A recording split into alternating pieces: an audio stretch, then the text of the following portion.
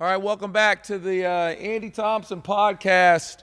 The Andy Thompson podcast show. I guess today's show, I'm by myself a lot of times. I usually have somebody else with me. It's kind of how I feel most comfortable, someone else being with me as I'm doing this podcast. And for all of you that can't even see it, I know many of you you're listening to the podcast. Some of you are watching it, looking at the video. Hey, what's up? Many of you are listening to the podcast, and so you can't see that I actually have a Manchester United soccer shirt on. And actually, can I just say something really quickly about the whole soccer shirts thing? I wear soccer shirts a lot. I wear them on Sundays. Mostly I wear them because they're comfortable.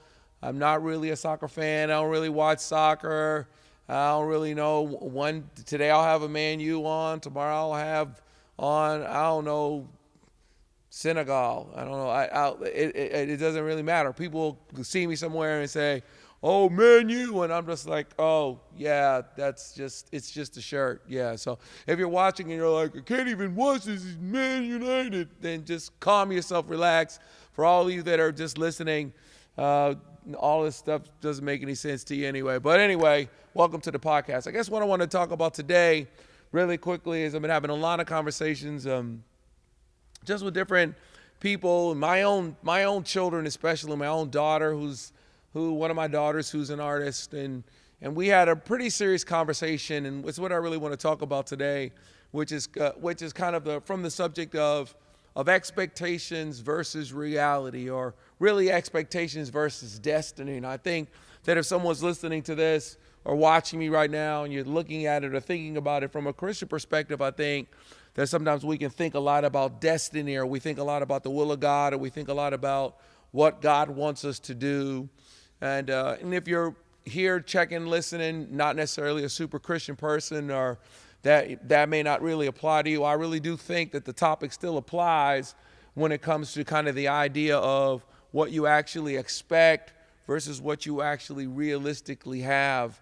And I was reading a very interesting article. It's part of what inspired me, beyond just all the young people that are around me, but really reading this very interesting article that was just talking about all of the deaths, the suicides, and the death as a result of opioid addictions, and even alcohol and drugs. They're just talking about, they labeled it as death by despair, that people are just despairing and I think that a significant aspect of that despair can be found in the distance between what you actually have and what you actually expect. And so I want to do like a quick little analogy, something that I've said in the past for those of you that are watching. And if you can't see, if you're listening to me, what I've just done is I've put like a really giant water bottle on top of my table on my desk, and then there's a smaller water bottle on top of the desk. I don't know if you guys are really getting it clear. You can see this pretty clearly, Jarrell. You got this yet? And so what I mean by that is that, and this is something I was taught in a class, and it's not my teaching, but it bears repeating, and that is that the measure of your discontent can be seen in the distance between what you have and what you expect. So this is what I have. This is what I expect. This measure here is this distance here is the measure of my discontent. It's not that I don't have anything. It's just that I expected this, but I have this. Actually, if I actually took a sip of this, it actually would quench my thirst. It's not that there's no water in the bottle. It's just that what I expected was a giant bottle, and what I got was a smaller bottle. And I think that this measure, you get it. If you're not watching, what I'm saying is that the distance between the two spaces, or between the two levels, is the measure of discontent. And I think that all of us have to realistically ask ourselves, what did I expect versus what do I actually have? And I think that the more experiences you have, the better it prepares you for what you expected and what you have. And what I mean by that is, I got into something that was pretty interesting last night. We have this very large church, and was kind of sharing kind of on a foundation in which you can't be shaken. And what is it that secures me? What is it that makes me unshakable? What is my stormproof foundation? And I believe that one of the pieces of your stormproof foundation is your education and what you've learned and What are the experiences that you've had? Anyone who's gone on a missions trip, if you've ever gone on a missions trip, especially if you're an American right now, if you've gone on a missions trip and you've gone to any third world country or any place where people are in need, it has a significant aspect, has a significant effect on what you think you have. You may realize you have much, much more than you ever thought. And so you don't know how actually rich you are until you get a realistic view of what poverty really is. Even the average person in America who considers themselves to be poor is wealthier than people who are really dealing with poverty in difficult parts of the area, different parts of the world. And so that may be something that may have an impact on this measure of your discontent. I think that today our expectations are greatly impacted by social media. They're greatly impacted by this. I'm holding up my cell phone for anybody that's listening to, anyone that's listening to this podcast. It's greatly affected by who we saw, or what we think they have, or what we think they've got, and that causes us to have this expectation for something that may not necessarily be realistic. It may not necessarily be our reality, but that doesn't mean that your reality is not significant. It does not mean that your reality does not have anything to offer.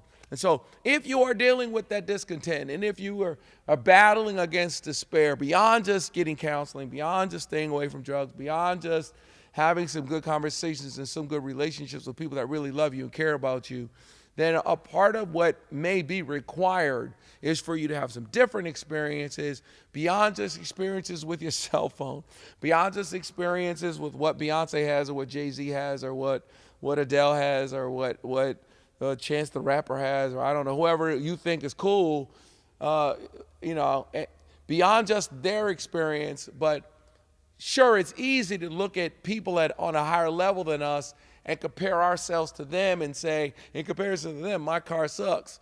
But then if you actually, instead of focusing so much on that and focus the other way and actually become a giver and actually begin to pour your life out and actually become about more than just things and more than just stuff, and you actually become connected and start to be about people and start to actually speak into the lives of people that are less fortunate than you, it will change your perspective.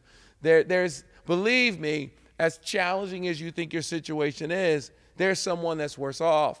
There's someone that's in a difficult place, and you're reaching out to them and helping them can have a significant impact on your perspective. I think it's very interesting that we're seeing such a high rate of suicide and this death by despair is what this article is talking about. I think that's interesting in a time when we have more stuff than ever, more cell phones than ever, more technology than ever, and in a sense, we're more self-centered than we ever were. There was a time in our world, in our culture, where you were taught to think about more than just yourself. You were taught to think about your family. You were taught to think about your family name. You weren't necessarily experiencing identity crisis because your family told you who you were. Your family told you what the expectations of you were. And what's more is that you didn't just answer to your own conscience. You answered to the idea of people who had been here before you. And you had a responsibility to them. You had a responsibility to your community. You had a responsibility to your culture. You had a responsibility to your church. And that responsibility, beyond just focusing on you, it made you focus outside of yourself. And instead of you just thinking about what you are getting, you started to think about what you're giving. And I guess that's my biggest answer today, is I think that the key to getting beyond your disappointment is to give. The key to moving past your despair is to become a giver. Throw your life into someone else. Begin to be someone who isn't just living for you, and you may find that there is a strength in connecting. I think anyone that has had suicidal thoughts, or especially anyone that's ever committed suicide, I don't know if anyone has ever had a loved one or someone close to you, someone that you knew. I'm just having a conversation with someone close to them committed suicide. One of the members of my church, their family members committed suicide. And whenever I talk to them about it, the main thing that they're not thinking about is they're not thinking about the people that they left behind. You're so focused on just yourself that you're not thinking about the impact on your mother. You're not thinking about the impact on your children. You're not thinking about that. In essence, you can become so much just about you and your issues and your problems, and not to diminish those things, but being overly focused on self can lead to despair. And it's why the church tried to get you to live your life for Christ, or why your community tried to get you to live your life for the needs of others, or why your culture tried to get you to have a perspective that was greater than just yourself, or why your town or your team or it's so interesting when I'm watching NCAA and somebody gets knocked down and everybody runs over to that person to pick that person up. Doesn't matter how tired you are, we're all going to race over. You see 4 players race over to that person to help that person get up off the ground, because the needs of the team are more important than the needs of the one. The needs of the many outweigh the needs of the few, the needs of the one. That as a result of getting my focus and my attention off of just me, I then am able to see another aspect, another layer that can lead me outside of despair. I think for people that are Christian, I think that the conversation is even more interesting, because there are certainly people that were in the will of God, and a part of their path in the will was to deal with some difficulty, maybe even to deal with some suffering. And Paul talks about that. Peter talks about that. Peter says that if you suffer as a Christian, then you should be rejoicing. That we have to even realize, if we read our history, we read our Christian history, we'll even find people who they define Christianity by suffering. They define Christianity by, were they worthy to sacrifice? Were they worthy to suffer like Christ? There were early Christian leaders who suffering like Christ was a part of what they thought it meant to even be a Christian. I was watching a movie the other day called Silence. I don't know if you ever saw the movie. With Martin Scorsese directed it, I think, and Liam Neeson and the guy that was the last Spider-Man, not the most recent Spider-Man, but the last Spider-Man guy. You guys know what his name is? I can't remember not Tobey Maguire, but the guy after him.